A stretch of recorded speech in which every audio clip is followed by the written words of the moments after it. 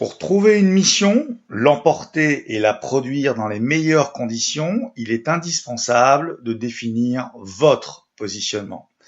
Le professionnel consultant a 3 positionnements possibles que l'on peut représenter par un triangle dont les sommets seraient l'expertise, l'expérience et la délégation de prestations.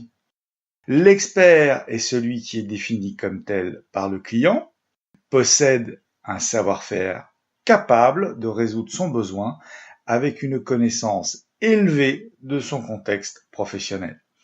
Un expert démarre le plus souvent sa prestation par un diagnostic de la situation.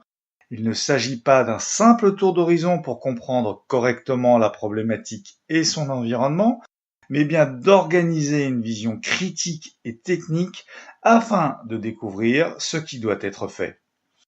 Le diagnostic est la principale et quelquefois l'unique prestation de l'expert.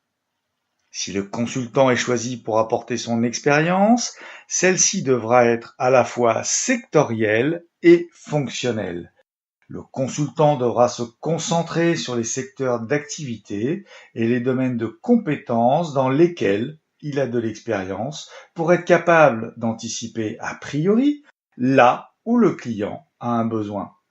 Son expérience sera légitimée par des réalisations concrètes en phase avec les besoins du client et une méthodologie.